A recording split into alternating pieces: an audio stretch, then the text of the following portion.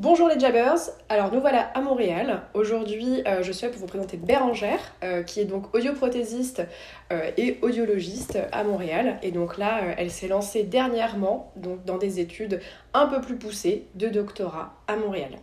Je te laisse te présenter Bérangère. Oui, bonjour Maëva.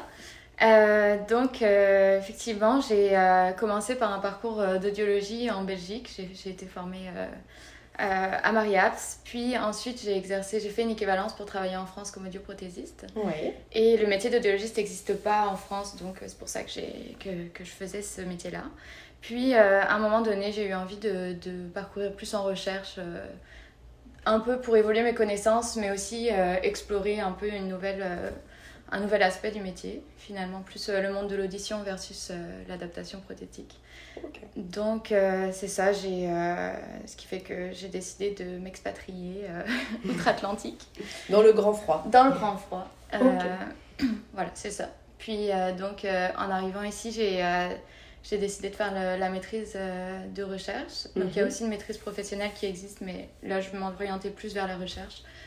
Donc, j'ai fait une maîtrise de recherche pendant 1 an, puis un passage accéléré au doctorat en sciences biomédicales pour ensuite avoir le doctorat en sciences de l'audiologie et de l'orthophonie, dans lequel je suis actuellement. D'accord, donc sacré parcours. Je crois que tu es spécialisée donc, dans un domaine qu'on va vraiment essayer d'explorer aujourd'hui, c'est les acouphènes. Est-ce que tu peux nous en parler un petit peu plus, peut-être des définitions pour essayer de donner un petit peu les limites du thème? Ouais, les acouphènes, très largement, c'est un son qu'on entend dans l'oreille en l'absence de stimulus extérieur. Donc, c'est pas un son qui existe vraiment dans l'environnement, mais ça va être le cerveau qui va, par des connexions nerveuses et par une activité cérébrale, va reconstruire une activité qui ressemble à un son et le cerveau va l'intégrer comme tel. Donc, il y a plusieurs types d'acouphènes. Il y a ceux qui sont les plus présents, qui vont être, on va dire, les acouphènes subjectifs. D'accord. Comparativement aux acouphènes objectifs. Oui. Donc les acouphènes objectifs, par exemple, ça va être un son qu'on peut écouter, que le médecin peut écouter avec son stéthoscope à l'extérieur. Donc ça peut être créé par une fistule veineuse, par exemple, ou tout ce qui peut être, par exemple, des myoclonies. Je pense que ça peut-être tu connais. Alors moi, je connais pas grand-chose. Mais comme une contraction du muscle de l'oreille moyenne. D'accord. Qui peut créer aussi des sons. Donc ça, c'est les acouphènes objectifs. Puis de façon plus cérébrale, on va avoir les acouphènes donc subjectifs qui vont être perçus uniquement par le patient, qui ne vont pas pouvoir être entendus par l'extérieur et qui, eux, vont plutôt être dus initialement à une petite dégradation auditive. Donc, soit on s'en rend compte, soit on ne s'en rend pas compte du tout. On peut ne pas du tout percevoir qu'on a une petite perte auditive, mais pour autant, le cerveau comprend qu'il y a quand même une dégradation et il va devoir compenser le manque, en fait, le fait qu'on entend moins son environnement et donc il va compenser un petit peu ce manque-là en recréant les sons qu'il n'entend plus. D'accord. Donc ça, c'est vraiment la base globale de l'acouphène. Ok, intéressant. Donc nous, c'est vrai on s'est renseigné un petit peu sur le sujet, on a regardé un petit peu quelques articles aussi de notre côté en physio, et puis on a des patients aussi qui consultent de temps en temps au cabinet pour ce type de soucis. Je crois, si je me trompe pas, que nous on parle plutôt d'acouphènes subjectifs, peut-être pour les patients qui pourraient potentiellement consulter de notre côté. Est-ce qu'il y a peut-être d'autres choses que tu pourrais peut-être permettre d'identifier un petit peu plus? Est-ce qu'en termes de diagnostic, est-ce qu'en termes, je sais pas, de prévalence, il y a des choses que vous pouvez réussir à mettre en évidence par rapport à ces acouphènes? Oui, en termes de prévalence, c'est 30% de la population. Après, l'acouphène subjectif, effectivement, c'est celui que vous, en kiné, j'imagine, vous allez être le plus susceptible de voir. Il y a des acouphènes qui peuvent être améliorés par la kiné. En tout cas, dans la patientèle qu'on voit, il y a quand même des personnes qui sentent des bénéfices après avoir consulté. Donc, c'est sûr qu'il y a un lien, puis il y a un réel avantage, je pense. Et vu que l'acouphène est quand même complexe, il peut y avoir aussi beaucoup de systèmes qui interagissent entre eux, dont on n'a pas encore de prise encore trop aujourd'hui, mais c'est sûr que manifestement, il y a des connexions qui se passent, puis ça peut aider aussi. Ok. Et je crois que j'avais lu ça aussi dans un article. Nous, c'est vrai qu'en physio, on fait beaucoup le parallèle entre la douleur et puis tous les troubles musculo-squelettiques, mais je crois que c'est un peu le même parallèle qu'on peut faire finalement avec les acouphènes. Visiblement, il y aurait un phénomène d'accoutumance, de sensibilisation du système nerveux central, et il y aurait un vrai parallèle qui existe au niveau des connexions nerveuses entre ce qui se passe d'un point de vue neuromusculaire au niveau de la zone rachis cervical haut et puis des nerfs crâniens également, mais aussi ce qu'on peut retrouver finalement dans les acouphènes et puis les sensations auditives qui peuvent apparaître. Est-ce que vous, il y a des choses par exemple que vous arrivez à retrouver également de ce côté-là, même par exemple dans vos évaluations? Qu'est-ce que vous allez évaluer peut-être avant, après un traitement physio, si ça a déjà été fait, si ça a déjà été testé? Ouais. Oui, c'est ça qu'il y a une sensibilisation centrale comme pour la douleur. Ouais. Donc, en fait, ça commence par une privation sensorielle, puis ensuite ça arrive, ou alors une surstimulation comme une surexposition au bruit par exemple. Ouais. Donc ça peut être le cas pour une douleur intense ou tu vas à un concert, t'écoutes la musique trop fort. Exactement, c'est le même principe, ou même des personnes qui se font amputer d'un membre qui continuent à percevoir la douleur même après ça. Donc, dans le fond, c'est exactement le même processus, c'est juste que c'est un organe différent, mais le cerveau fonctionne de la même façon. En fait, il a besoin, la plasticité cérébrale est là pour compenser un manque dans tous les cas. Donc, c'est un fonctionnement normal du cerveau, mais ça en devient pathologique par les conséquences que ça a sur la personne. Et c'est aussi ça qu'on évalue avant et après un traitement. D'accord. On va commencer par évaluer toutes les caractéristiques de l'acouphène, tout ce qu'on peut. Ouais. Donc ça va être sa fréquence, donc sa hauteur tonale, donc si c'est plus aigu ou si c'est plus grave par exemple. Puis on va essayer aussi de voir comment ça affecte la qualité de vie de la personne. Et c'est ça surtout qui va nous intéresser parce qu'on n'a pas encore trouvé vraiment le traitement qui permettait de supprimer complètement. Donc ce qu'on essaye de faire, c'est vraiment améliorer la qualité de vie, c'est que la personne s'accoutume puis essaye de mieux accepter un peu le symptôme. Mais à travers ça, il y a quand même une diminution de la perception, c'est moins fort. Donc vraiment, on a des questionnaires avant-après. Puis on a aussi des tests psychoacoustiques qui vont être des tests qu'on fait passer aux patients pour nous dire à quelle intensité vous percevez votre acouphène. Est-ce que là, il se masque bien par l'environnement? Voilà, on a toute notre batterie de tests qu'on fait avant-après. Et là-dedans, ce qu'on voit aussi, c'est que le stress influe beaucoup sur les acouphènes, puis même au point de vue cérébral, il y a des connectivités qui se font entre toutes les zones cérébrales qui vont réguler le stress. Et aussi, par exemple, le nerf vague, tu parlais de nerf crânien tout à l'heure, mais le nerf vague va avoir un impact réel sur les acouphènes. Et des personnes qui sont moins stressées, donc quelle que soit la thérapie qui peuvent les aider, mais on se rend compte qu'il y a aussi des diminutions qui vont directement affecter des caractéristiques physiologiques de l'acouphène. Donc l'intensité va être moins forte, la fréquence peut varier, être modulée. Donc c'est ça. Ok, intéressant. Effectivement, nous, ce qu'on avait pu retenir de la petite littérature qu'on avait pu essayer d'évaluer ces derniers jours, c'était qu'il y avait un diagnostic qui était relativement flou. On n'arrivait pas franchement à mettre en place un cluster de tests pour identifier très précisément les patients et puis les rediriger dans des groupes et des sous-groupes. On parlait aussi de manœuvres, je voyais en physio de notre côté. Est-ce que vous avez des manœuvres aussi que vous allez pratiquer avec les patients qui peuvent s'apparenter un peu à de la thérapie manuelle? Ou alors c'est vraiment purement donc les tests psycho-autistiques qu'on évoquait tout à l'heure, et puis peut-être juste les fréquences, toutes ces choses-là, où il y a vraiment aussi une part peut-être de manuel derrière en plus? Je connais moins les thérapies manuelles, mais je pense que tout ce qui va être manipulation des cervicales, de l'ATM aussi, si l'acouphène est de type somatosensoriel, il va être modulé par des manipulations ou même par le fait de serrer la mâchoire. On a des patients qui portent des gouttières pour éviter que... Et ça améliore leurs symptômes, aussi des contractures musculaires qui peuvent aussi faire moduler leur acouphène. Donc j'imagine que toute cette zone-là... Je te pose la question aussi un peu en même temps. J'imagine que toute cette zone-là peut aider à soulager un peu les... en détendant, j'imagine, en diminuant l'activité qui est créée par les muscles, ça doit diminuer aussi l'irradiation au niveau de l'oreille interne. Ok.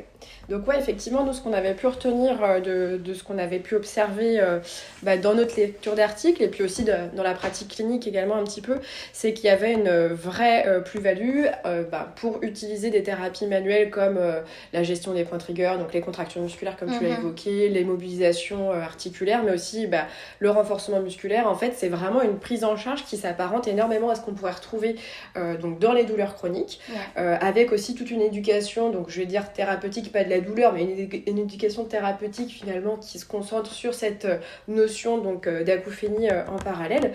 Mais ouais, ça se rapproche énormément toujours de cette gestion de la douleur chronique. Et alors, moi, j'avais une petite question par rapport à cette notion de chronicité. C'est vrai que nous, la douleur chronique, généralement, de ce qui ressort des grandes guidelines un petit peu, c'est à partir de 3 mois de sensations douloureuses, on parlera de chronicité.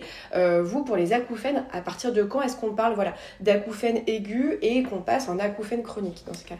Alors, il n'y a pas de consensus réel pour l'instant. La plupart des études scientifiques aujourd'hui volontairement excluent les acouphènes aigus, donc de moins de 3 mois. Mais ça ne fait pas pour autant les 3 mois comme un point de différenciation entre aigu chronique. C'est juste que généralement, on ne sait pas exactement quand est-ce que se fait la chronicisation.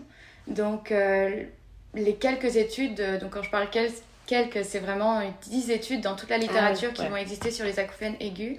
Et ça serait plutôt moins d'un mois. Donc là, ce serait vraiment une période pendant laquelle on est quasiment sûr qu'il n'y a pas encore de plasticité qui se met en place.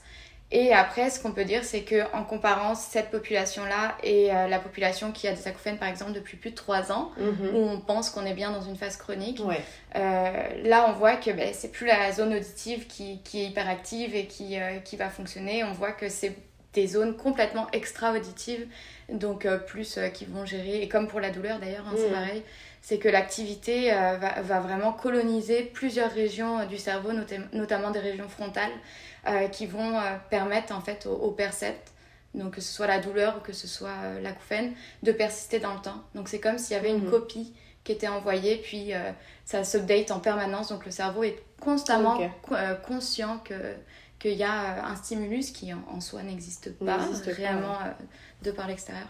Donc c'est vraiment des mécanismes qui sont absolument similaires. C'est juste pas les mêmes zones qui sont touchées, mais au bout d'un moment, j'imagine que peut-être entre la douleur chronique puis l'acouphène chronique, les zones colonisées sont peut-être les mêmes aussi, tu vois, c'est possible. Ouais, tout à fait, Et donc là, si je rebondis un petit peu sur cette notion de aigu chronique, il me semble que toi, dans ton travail là, que tu es en train de mener en ce moment, c'est beaucoup là-dessus que tu bosses. Est-ce que tu veux nous détailler un petit peu plus ce que tu fais en restant peut-être assez simple, parce que nous, on n'est pas hyper spécialistes du sujet, mais ça a l'air intéressant.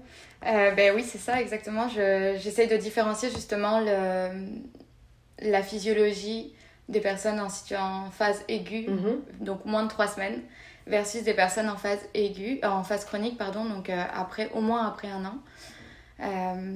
Ce que j'essaye de voir, c'est que en fait, on pense que le stress a beaucoup à jouer sur la chronicisation de l'acouphène. Puis c'est un symptôme, l'acouphène, qui va provoquer beaucoup de stress et qui va aussi se déclencher après une phase intense de stress. Donc le stress est vraiment omniprésent dans le parcours de la personne acouphénique, que ce soit avant d'avoir des acouphènes ou après. Et ça va aussi jouer beaucoup sur la sévérité de l'acouphène. Donc on sait que si une personne est très stressée, probablement que son acouphène va affecter plus sévèrement sa qualité de vie. Donc ce que j'essaye de voir, c'est je vais évaluer en fait l'activité cardiovasculaire, donc l'activité cardiaque en situation de stress chez des personnes qui sont en phase aiguë versus phase chronique, pour voir si les personnes en phase aiguë vont réagir différemment au moment où l'acouphène n'est pas devenu encore chronique, donc ils ne sont pas vraiment en situation de stress chronique. Et donc je vais voir s'il y a aussi une sensibilité particulière chez des personnes en phase aiguë qui les amènerait peut-être à avoir des acouphènes qui se chronicisent. Donc je vais faire un peu un suivi aussi longitudinal pour savoir si ces personnes-là en phase aiguë étaient plus susceptibles au stress, réagissaient plus au stress, qu'il y a des caractéristiques particulières que je peux former comme des sous-groupes.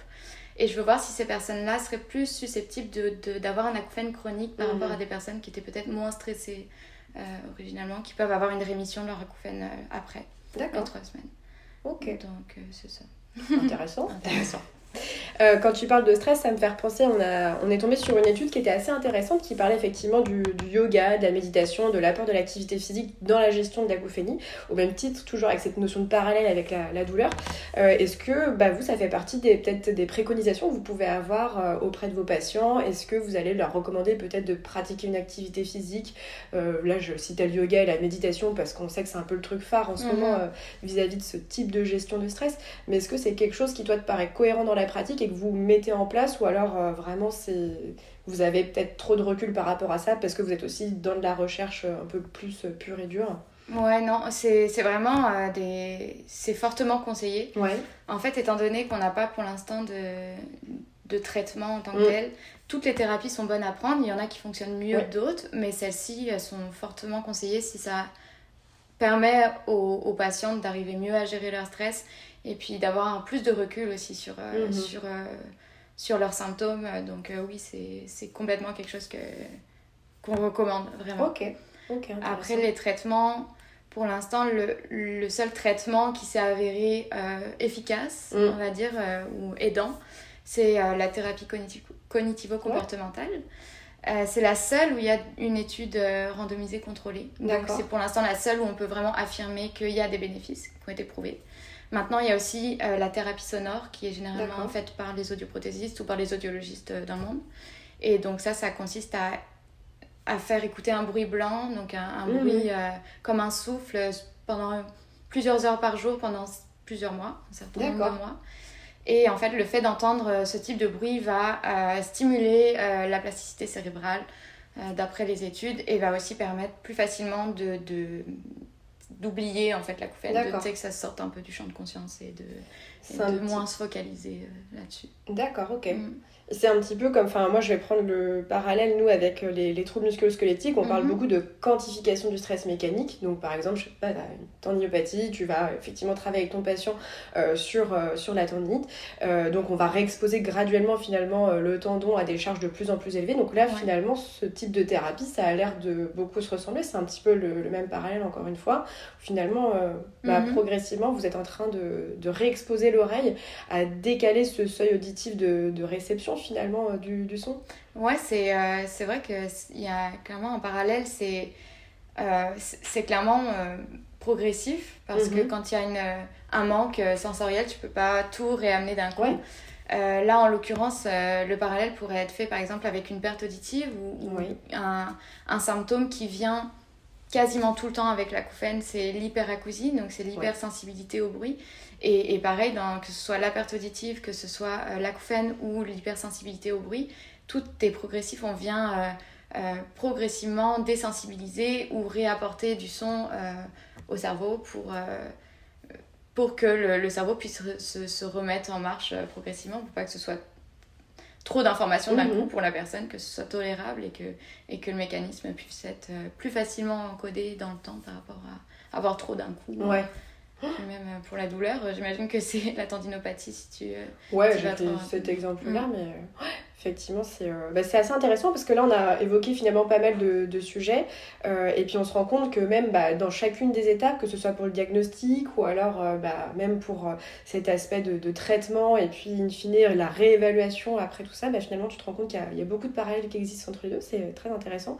Est-ce que là, par rapport à tout ce qu'on a pu évoquer, toi, il y a des choses qui te paraissaient encore pertinentes à évoquer, ou alors tu trouves qu'on a un petit peu fait le tour à ce niveau-là? Je pense que c'est intéressant de discuter de ça parce que je pense qu'il y a quand même beaucoup de thérapies manuelles qui peuvent être faites pour les acouphènes et que ça nécessiterait qu'il y ait beaucoup plus d'études. Moi, c'est ça qui me vient en tête. C'est que c'est en pratique, on sait que ça aide des patients, mais il y a peu de personnes qui vont vraiment se dire allez, on va aller tester cette méthode pour voir à quel point ça fonctionne, c'est quoi notre à quelle amélioration on peut s'attendre. Et je pense que peut-être il manque une collaboration entre les disciplines, et ça c'est un peu le problème dans beaucoup de disciplines, ou de faire de la recherche interdisciplinaire. C'est un petit peu il faut qu'il y ait des personnes qui sont un peu pivots entre toutes les disciplines, mais c'est sûr que ça serait vraiment intéressant parce qu'on stagne un peu on évolue dans les connaissances de l'acouphène, mais on stagne sur les traitements. C'est-à-dire qu'on va mieux connaître la physiologie, on va être super pointu sur des méthodes d'analyse, d'électroencéphalographie. Enfin, il va y avoir vraiment beaucoup de méthodes qui vont être évoluées. Mais par contre, dans les traitements, on en vient toujours à essayer de savoir comment on peut améliorer la thérapie sonore, alors que pour l'instant, on sait que c'est pas idéal. Puis tu as quand même des patients qui se sentent mieux avec des thérapies manuelles et avec d'autres thérapies que ça. Donc, moi, c'est ça vraiment qui me... Le manque cruel de recherche sur le sujet. Donc voilà, si quelqu'un cherche un sujet de master ou de doctorat, voilà, il y a de la place dans ce domaine. Et toi, du coup, est-ce que tu veux nous parler un petit peu juste de ta vie de française à Montréal? Alors, ce qu'on peut remarquer, c'est que tu n'as pas l'accent. Pourtant, ça fait un petit moment que tu es là. Mais est-ce que toi, en tant qu'expat, étudiante à Montréal, je pense que tu profites, là, dans la mesure du possible avec le Covid, mais raconte-nous un petit peu peut-être cette partie-là de ta vie. Je pense que c'est une intégration qui s'est quand même plutôt bien passée parce que, au-delà du fait que c'est une ville francophone, Montréal, puis le Québec de manière générale qui est francophone, on est assez bien accueillis en tant que Français, c'est sûr. Et il y a quand même une communauté de Français aussi, mais on s'entend quand même tous bien avec les Québécois ou même avec les Français expatriés. C'est sûr qu'on crée comme des liens qui sont comme une petite famille d'expats, donc ça c'est assez agréable. Sinon, la vie étudiante est peut-être un peu différente quand on arrive au stade de doctorat parce que c'est comme si on travaillait en même temps pour un laboratoire parce que je suis en recherche à plein temps. Mais en même temps, j'ai quand même des cours, ce qui est un peu spécifique au Canada aussi, qui vont s'arrêter donc, au bout de la 2e année. Mais c'est sûr qu'on est un peu entre les deux, enfin je suis un peu entre les deux, vie étudiante, puis en même temps, après avoir travaillé aussi, mais plus dans le monde actif. Mais c'est sûr qu'en étant tous les jours en recherche, ça me met dans le bain clairement du métier, donc c'est ça qui est cool aussi. Bon, c'est chouette. Mais non, Montréal, c'est une ville super agréable, il fait froid l'hiver, mais il y a plein de... Et ils font plein de gueules. Ouais, c'est ça. Il y a plein de sports d'hiver, on découvre plein de trucs, puis être exposé au froid extrême aussi, en tout cas des moins 25, moins 30 parfois. Je confirme. C'est stimulant et l'été il fait très chaud et c'est très agréable aussi, donc non, franchement c'est une belle vie ici. C'est top. Bon, super. Merci à toi. Merci pour ta disponibilité. Puis on espère que le sujet vous a intéressé et que peut-être ça ouvrira la porte à de prochaines lectures ou recherches.